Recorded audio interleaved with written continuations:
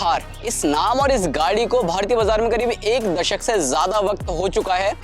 और जब ये गाड़ी भारतीय बाजार में लॉन्च हुई थी ना, उस समय ये गाड़ी पूरी तरह ऑफ रोड फोकस थी। खैर अब ये सेकंड जनरेशन अवतार में आ चुकी है, लेकिन अभी भी ये गाड़ी उतनी ही ऑफ रोडिंग कैपेबिलिटीज के साथ आती है जितनी पहले आती थी। लेकिन जब फर्स्ट जनरेशन अवतार आया था ना, उस समय लोगों के मन में एक सवाल रहता था, यार ऑफ रोडिंग तो हम इस गाड़ी के साथ मजे से कर लेते हैं, लेकिन ऑन रोड पर चलाने में बिल्कुल भी मजा नहीं आता।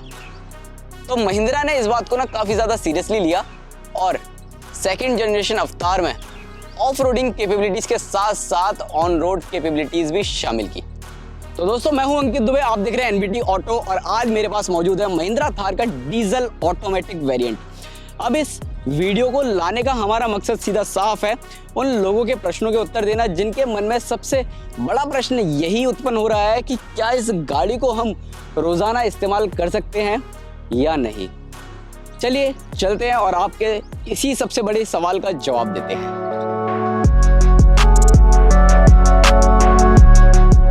महिंद्रा थार की ना एक बड़ी खासियत है इस गाड़ी की रोड प्रेजेंस। जी हाँ, जब आप इस गाड़ी को चलाते हो ना, तो लोग ना इस गाड़ी को पलट पलट कर देखते हैं और ये गाड़ी वाकई जहां से भी निकलती है ना, वहां पर हर किसी का ध्यान अपनी ओर तो खींच ही लेती है।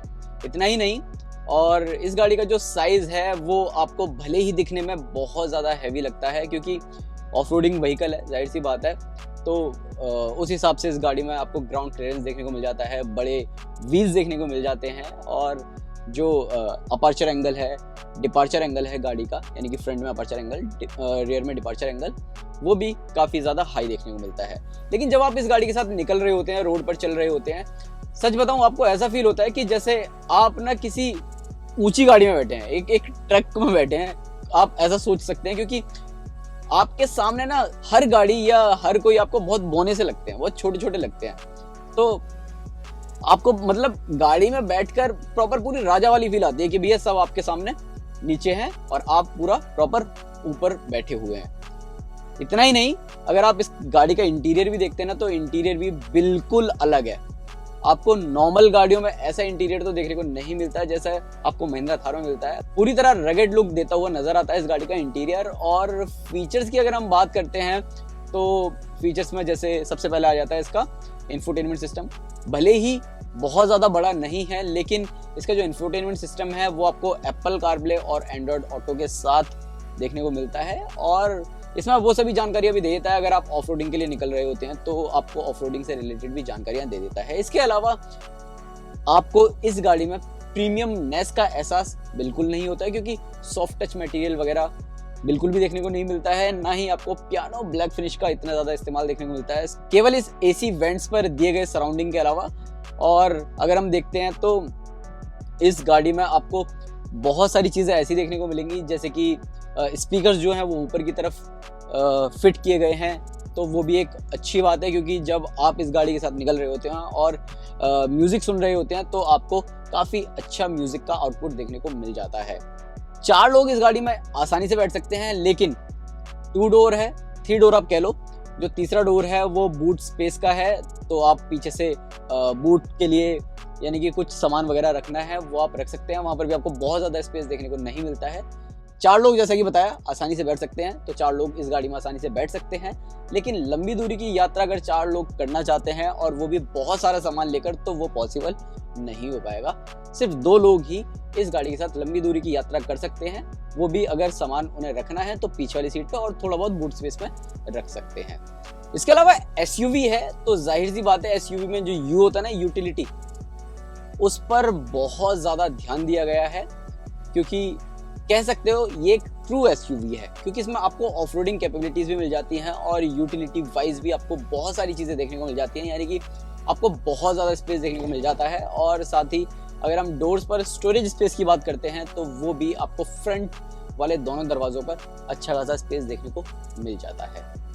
महिंद्रा थार को कंपनी ने पेट्रोल और डीजल दोनों ही इंजन विकल्प के साथ उतारा है, और दोनों ही इंजन विकल्प के साथ आपको ऑटोमेटिक ट्रांसमिशन का भी विकल्प देखने को मिल जाता है। और महिंद्रा थार को ना 2 बॉडी स्टाइल यानी कि हार्ड टॉप और सॉफ्ट टॉप में उतारा गया है। जो हम चला रहे हैं ये हार्ड टॉप है। सॉफ्ट टॉप में आपको यहाँ पर कन्वर्टेबल चीज़ें देखने को मिल जाती हैं, जैसे कि आप इसकी रूफ वगैरह खोल सकते हो, पीछे से भी आप ओपन जिप्सी टाइप यूज़ कर सकते हो। लेकिन हार्ड टॉप में आप इसे कन्वर्टेबल रूप में इस्तेमाल नहीं कर सकते। लेकिन हाँ, ये गाड़ी आपको पूरा माचो अपील देती हुई नजर आती है, प्रॉपर रगेड लुक देती हुई नजर आती है। और इस गाड़ी में आपको जैसे कि पहले बताया 2 इंजन ऑप्शंस मिलते हैं। पेट्रोल जो इंजन है वो आपको 2 लीटर का टर्बोचार्ज पेट्रोल इंजन मिलता है, जो कि 150 PS की पावर देता है, डीजल के मुकाबले थोड़ा पावरफुल है और 320 न्यूटन मीटर का टॉर्क जनरेट करता है। वहीं अगर हम डीजल इंजन की बात करें तो वो 2.2 लीटर का एम-हॉक डीजल इंजन है, जो कि 130 PS की पावर देता है और साथ ही 320 न्यूटन मीटर का टॉर्क देता है। डीजल इंजन के साथ 6 speed automatic transmission company offer कर रही है और पेट्रोल इंजन के साथ भी आपको ऑटोमेटिक ट्रांसमिशन मिलता है। हम जो चला रहे हैं वो डीजल ऑटोमेटिक है। डीजल इंजन में एक चीज बढ़िया है, कंपनी ने इसके NVH लेवल्स पर काफी बढ़िया काम किया है। और इंसुलेशन वगैरह की अगर हम बात करें तो बोनेट से इंजन की आवाज उतनी ज्यादा नहीं आती है जितना आपको फील होता है, या फिर अगर आप पुरानी वाली थार में देखते हैं तो उसमें बहुत ज्यादा डीजल इंजन की आवाज आती थी, लेकिन इस गाड़ी में आपको उतनी ज्यादा नहीं आती है। हाँ, थोड़ी बहुत रोड की आवाज जरूर आ जाती है क्योंकि टायर्स थोड़े चौड़े हैं, बड़े हैं, इस वजह से आपको रोड की थोड़ी बहुत आवाज जरूर आ जाती है। थार का वजन करीब 1840 किलोग्राम है और इस वजन के साथ डीजल इंजन की परफॉर्मेंस काफी ज्यादा बढ़िया साबित होती है। 6 speed torque converter gear box काफी ज्यादा बढ़िया काम करता है और दिल्ली मुंबई जैसे मेट्रो शहरों में तो ऐसे ऑटोमेटिक ट्रांसमिशन के साथ थार को चलाने की बात ही अलग है, क्योंकि ऐसे समय में गाड़ी चलाना काफी ज्यादा आसान रहता है। इंजन काफी क्विक रिस्पॉन्स करता है और हाईवे पर अगर आप रफ्तार भरते हैं तो गाड़ी वाकई आपको काफी पावरफुल नजर आती है। डीजल इंजन है तो माइलेज भी आपको ठीक ठाक मिल जाता है, यानी हाईवे पर आपको करीब 14 से 15 kmpl तक का माइलेज मिल जाता है। वहीं अगर आप इसे सिटी में चला रहे हैं तो ये आपको करीब 11 से 12 किलोमीटर प्रति लीटर तक का माइलेज दे देती है। इंजन काफी स्मूथ है, यानी कई बार तो आपको लगता ही नहीं कि आप एक हार्डकोर ऑफ रोड व्हीकल चला रहे हैं। तेज रफ्तार पर आपको ये गाड़ी काफी ज्यादा स्टेबल नजर आती है। हालांकि थार आपको थोड़ा सा निराश भी करती है, क्योंकि जैसा कि बताया हार्डकोर ऑफ रोडर है तो सस्पेंशंस भी कंपनी ने काफी कठोर दिए हैं और इसी वजह से आपको बम्पी राइड मिलती है। छोटे मोटे गड्ढों से भी आप गुजरते हैं तो ये काफी झटका देती हुई नजर आती है। बॉडी रोल काफी देखने को मिल जाता है, यानी जैसे जैसे आप रफ्तार बढ़ाओगे वैसे वैसे बॉडी रोल भी ज्यादा देखने को मिलता रहेगा। देखो, राइड क्वालिटी की बात करें ना, अगर आप थार को रोजाना इस्तेमाल करना चाहते हैं तो ये गाड़ी आपको काफी खुश रखती है। अगर आप इसे प्रॉपर स्ट्रेट रोड पर चला रहे हैं जहां पर बहुत ज्यादा ब्रेकर्स वगैरह नहीं है, या हाईवे पर चला रहे हैं, आपको कंफर्टेबल राइड का अनुभव कराती हुई नजर आती है। वहीं अगर आप इस गाड़ी को गलियों में चला रहे हैं या फिर ऐसी जगह चला रहे हैं जहां पर बहुत ज्यादा ब्रेकर्स हो, स्पीड ब्रेकर्स हो और बहुत ज्यादा गड्ढे वगैरह हो या सड़कें टूटी फूटी हो, तो वहां पर ये गाड़ी आपको बहुत ज्यादा निराश करती हुई नजर आती है, क्योंकि वही एक ऐसा पार्ट है जहां से आप इस गाड़ी के साथ बिल्कुल भी खुश नहीं रहते।